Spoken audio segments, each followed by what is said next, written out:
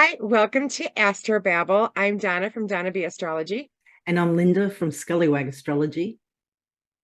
Today we're going to be talking about the horoscope for Leo for the year ahead in 2023.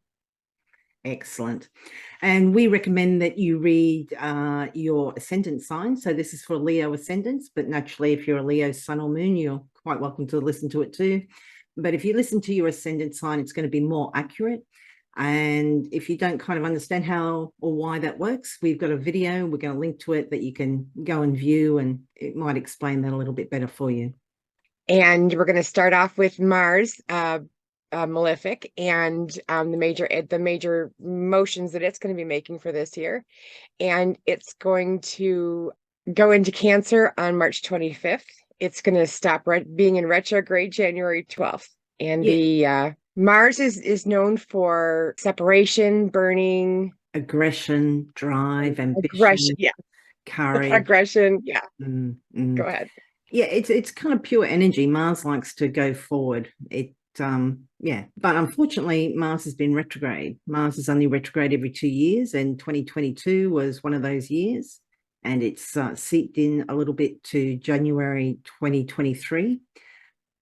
Because it went retrograde in the sign of Gemini, instead of being in Gemini for 6 weeks like it normally would be, because of the retrograde phase, it's going to be in Gemini for about 7 months all up. So what we're addressing in this section is what you might have been experienced with Mars in the house of Gemini in your chart, and when that's finally going to stop retrograding so you can get some forward motion in that area of your life, and when it actually moves into Cancer, because it'll be like, yay, it's not in Gemini anymore. It will go into some other signs during the year, but we're not going to go into that for this moment. And Mars is going to move into your 12th house. So this is going to feel a lot like frustration. You want to get things done, but this is going to you need to be working more towards the inward kind of work where you might go off into, in the woods and write a book. And this will give you the drive to do that. Yeah, Mars in the 12th can sometimes kind of deplete your energy too. So you might be feeling quite tired. This is yeah, just a low energy time. It should only be 5 6 weeks though. So, then it'll move into Leo where you'll be full of vim and vigor and all the rest of it. The 12th house is a house of our undoing, and Mars is known for things like haste and impatience and aggression. So those might be some qualities to watch out for during the time that it is in Cancer, which is the 25th of March to, I don't know when it will exactly leave, but for about 6 weeks. Prior to this, Mars has been in your 11th house from the 20th of August 2022 up until the 25th of March 2023. And in your 11th house, it might have been causing issues with friends, groups, hopes and dreams. A lot of projects or things that you had arranged with groups or friends might have they might have stalled. You might not have been able to move at the speed that you wanted to. And this might have been quite frustrating for you. So from the 12th of January, hopefully that should ease up somewhat. Then moving on to the other most malefic planet is Saturn. And Saturn has been in Aquarius for it's been in its own rulership for the last 2.5 years in Aquarius, and it will be moving into Pisces on March 7th. That's going to go and that will be in Pisces for about 2.5 years.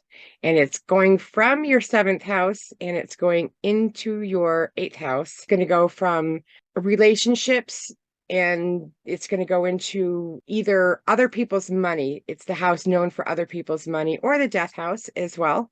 Not really a good house. This will have things to do with your significant other's money, finances. Could be loans, could be, things that might pull back. Saturn is the planet of no and restriction, and loans might be a little bit more of an issue for you coming up in the next 2 years, but it won't be as powerful as Saturn has been.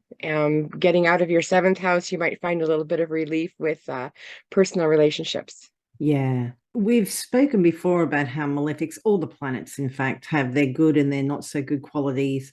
The malefics are known for their more troublesome properties. And with Saturn, we kind of consider things like limitations, restrictions, but it's also, brings stability, it brings resilience, it brings perseverance. With Saturn having been in your seventh, yes, it could have been quite problematic. It might have been quite depressing at times. It can be very somber.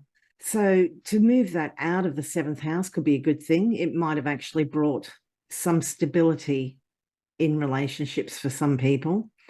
Moving into the eighth, like Donna said, it could be a case of if you need a loan, you might not be able to kind of get it, or it's more difficult, more hurdles, more paperwork to, work through. Everything's got to be exactly right. Things like your partner's income might be restricted in some way, because this is the partner's income and finances as well. It's the second house from the seventh. It could be maybe you wanted to go into business with someone and there's just issues, or you can't, or you can't raise the capital that you want for whatever reason. Issues around other people's money and finances and resources.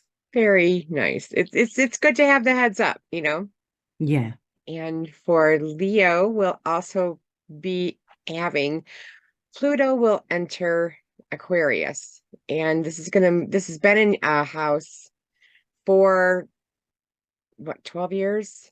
Longer than that. Since 2008. Yeah. It's been a while. And Pluto is one of the slower planets. It is one of the outer planets, not really known during the Hellenistic period, but it is the planet of transformation. It's the planet of change. It's the planet of intensity. So these things and this part of your life you'll feel the shift of intensity and change from your sixth house into your seventh house. Yeah, Pluto is going to dip back into Capricorn a few times. It will enter Aquarius on the 23rd of March, 2023, but it will retrograde back into Capricorn on the 11th of June, all the way to the 20th of January, when it will go into Aquarius again. But then later in 2024, the 1st of September, it's going to retrograde for the very last time, for a very long time, into Capricorn. And it will leave Capricorn on 19th of November 2024. Pluto takes close to 250 years to go around the whole zodiac. So it won't be back in your lifetime or my lifetime in Capricorn after the end of 2024, but it will be leaving your sixth house.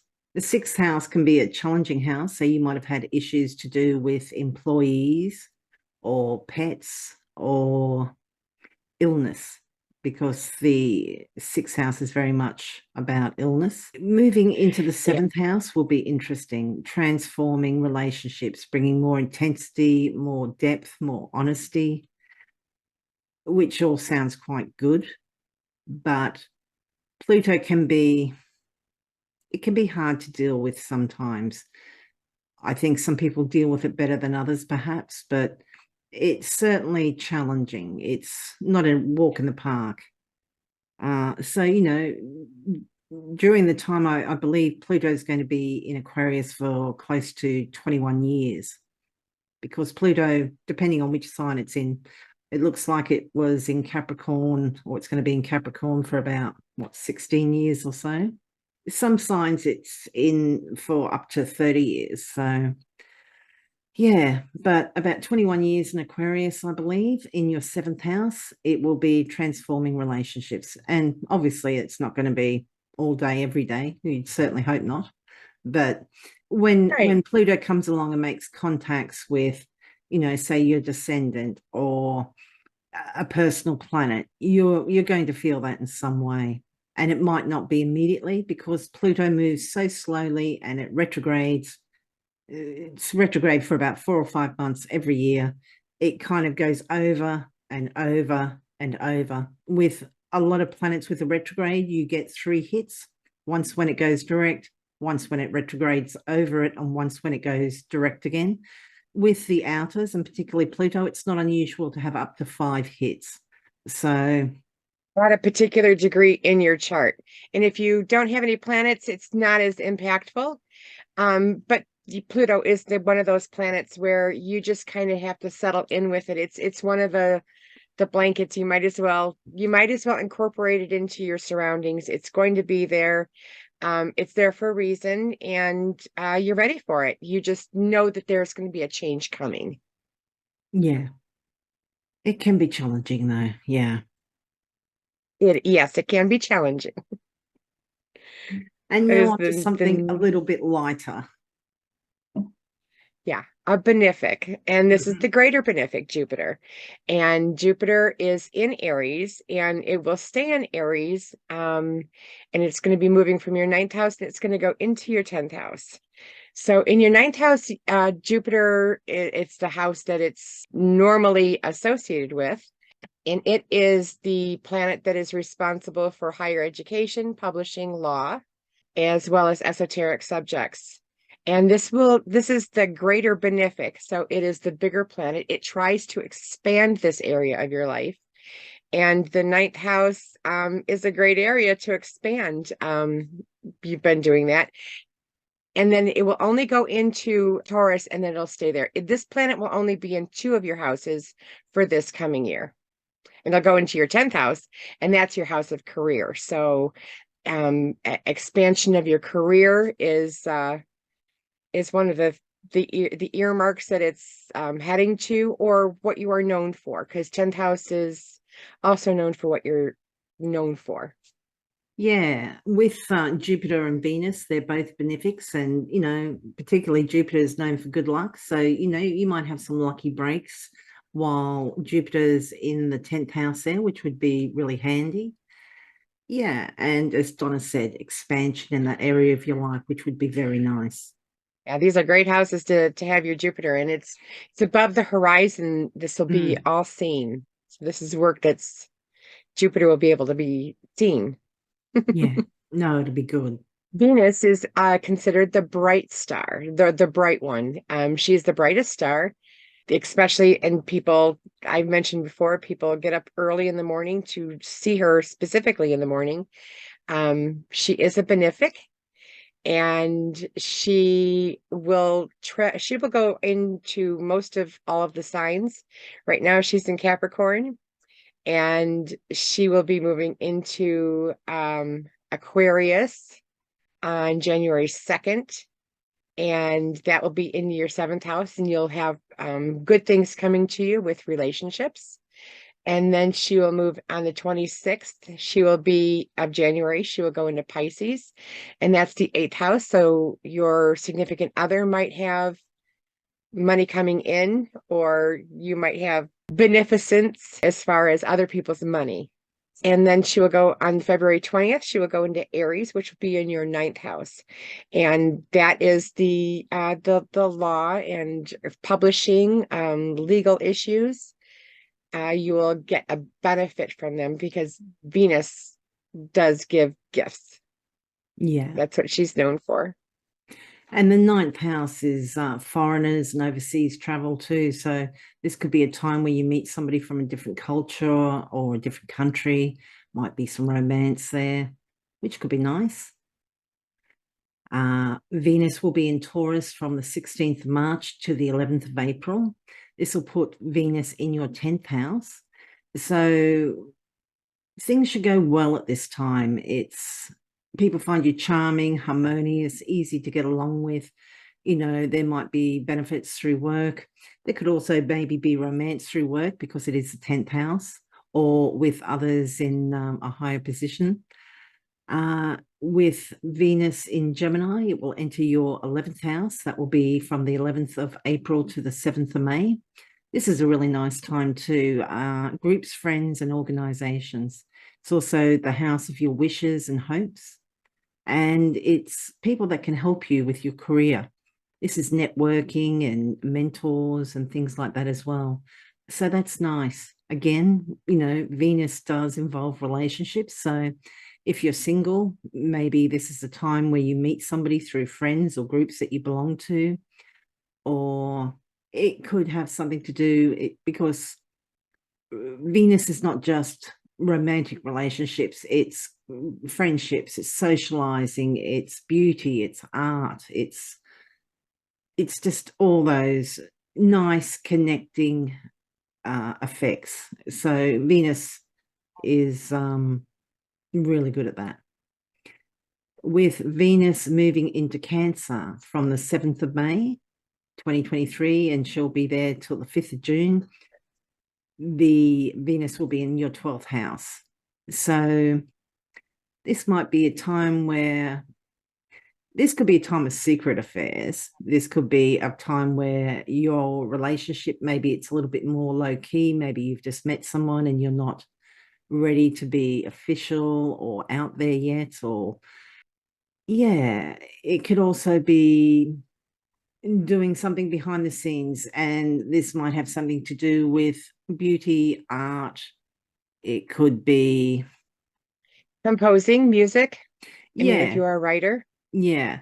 it'd be a great time for that. Venus does a lot of Yeah. things behind and like, you know, cosmetics and certain jewelry and, you know, very with Venus, the 12th house is the house of our undoing. So Venus is a benefic though, but yeah, we could And then be she will move. Oh, I'm sorry. I was just going to say, you know, yeah, what will she be in? She'll be in Cancer. So, yeah, I'll leave it at that. It's time to get rid of some things that aren't working for you in your life. This is the 12th house. That's what the 12th house does. It helps you get rid of things because when Venus moves into the first house, your house, it's going to retrograde there. So it's going to spend a little bit more time there. So this might be some time where you're going back and over how you look, how you are, things that affect you personally. And this is going to be there for a while in your first house. This is where Venus is going to do the retrograde action. So that's what's going to make her seem like she's in there for a lot longer than normal, which Yeah, can be okay. But with a retrograde coming up, it might be things that you might have to redo. yeah. I wouldn't be doing a whole new look or buying a whole new wardrobe during Venus retrograde if I were you, Leo ascendants. The retrograde period will be from the 22nd of July to the 3rd of September. If we factor in the retrograde shadow period, though, I would be cautious from the 19th of June to the 7th of October. Yeah, Which is that long period. But you're going to be revisiting, things for a reason. I mean, there's a reason why these planets are the way they are, and yeah, you are ready for a revamp. yeah. You know, what means beauty to you might change, or we might be reevaluating our personal values because beauty is about what we value. And yeah, as well as relationships. If you do meet somebody new at this time, it's possible that it may not last a distance. It's quite often that relationships formed when Venus is retrograde, when she does go direct, they kind of don't often survive. It could be you change your mind that what you liked at that time is no longer applicable, or it could be the other person, it could be circumstances, but it's a time of flux in relationships for a lot of people. Then Venus is going to go into Virgo, which is your second house. And the second house is everything to do with money, finances, and things that you value. Still a benefic, so it's a great place for Venus to end up, to get to.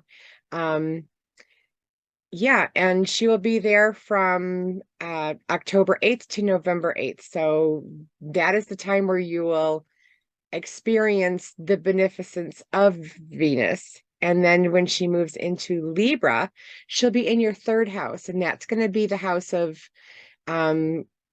close quarters, your community, your early education, as well as your siblings, cousins, um, and extended family. So, there could be, this will be a time when, her beneficence will shine, and there will be, chances are, um, some good things that are going to come of this kind of an aspect, yeah, in your third house. And that's going to be from the 8th, November 8th to December 4th.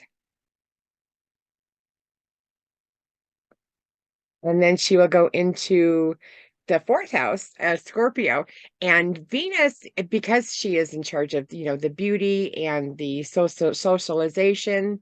And it's a great time to have Venus in your fourth house. Getting ready for the holidays. She's the social planet, so she wants to grab and get people, closer together, and do that communication and that social stuff. So this would be a great time to have Venus in your fourth house. Is December 4th to December 29th. So that's where she'll be for that time. And then she'll Yeah. move into your fifth house. In Sagittarius, December 29th, she'll move there, Yeah, which is Venus. your house of creativity. Yeah. Venus in the fourth, great time to redecorate or beautify the home, like Donna said, for the holidays. And yeah, Venus in Sag in the fifth, coming up to New Year's Eve. That's a fun position. So yeah. Romance, socializing, kids, creativity. Nice position for it to be in. Great year to be a Leo. I think Venus is hitting you perfectly for the holidays and, all that. And then in the eclipses for 2023, we've been going through the Taurus Scorpio eclipses, which have been happening in your fourth and 10th house. So, career and public reputation, as well as your home, family, and living conditions. And they're going to be moving on into the ninth and third house. So, matters to do with what is familiar to us, our neighborhood, neighbors, siblings, cousins, close family, our local neighborhood, early education versus, that wide world out there, overseas travel, foreigners, religion, other beliefs, other cultures, higher education, the law, and publishing. So the first eclipse will be a solar eclipse on the 20th of April, and this will usher in the first of the Aries Libra eclipses. It will be at 29 degrees Aries, and it will be in your ninth house. Eclipses can sometimes bring sudden or shocking events to light.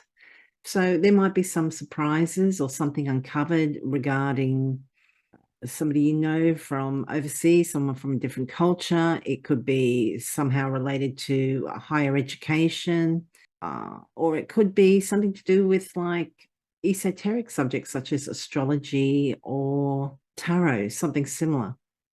And then on the 5th of May, we have the lunar eclipse, which will be one of the ending Scorpio Taurus axis. This one will be at Scorpio at 14 degrees Scorpio in your fourth house.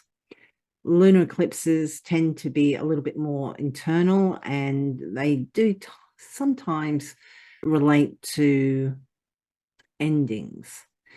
This will be in your fourth house, so this might not actually have much to do with you. It might be more concerned with your parents, but it could have something to do with your home or living conditions. It could also relate to real estate matters. Very exciting times with these eclipses. And then we'll have two fall eclipses, one solar and one lunar. The solar one's going to happen October 14th for you in your third house.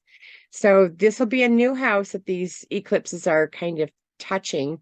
If you go back about 18 years, you'll revisit some of the things that you were addressing 18 years ago, which is really kind of neat. And the solar eclipses are more outward looking. This will happen at 21 degrees Libra. So in your third house. So it might have something to do with your siblings or early education or your community. And Then the lunar eclipse will happen October 28th. And that's going to be more inward feeling. It has a lot to do with endings of certain things. This will happen in your 10th house, and that is your house of career or what you're known for. And this will be happening at 5 degrees Taurus. So you've been experiencing some eclipses hitting this house before, and this is just kind of ending it. You know, as the nodes switch, this axis Signs. will no longer be hitting your 10th and 4th house. Yeah, So yeah, interesting. it'll be ending things. Or more internal work would be another way of describing how this eclipse will feel. Yeah. And if you're interested in more information on lunar or solar eclipses, we've done videos about those, and I'll put some links in the description. Very nice. So that's your Leo 2023 horoscope. I hope it works well for you. If you find during the year that certain things like, oh, wow, yeah, that happened, please feel free to drop us a comment and let us know. Donna, where can people find you? You can get a hold of me at my website, donnabastrology.com, and it has my contact information there. And I do year ahead, natal readings, horary, electional, and I also work with crystals as far as supporting healing. And Lynda, what are you doing, and how can people get a hold of you? I'm at Scullywag Astrology. That's astrology.scullywag.com. I do natal readings, I do relationship readings, and year ahead readings. So thank you everyone for Wonderful. watching. I hope it was helpful, and good luck for 2023. Happy New Year, Leo. Bye.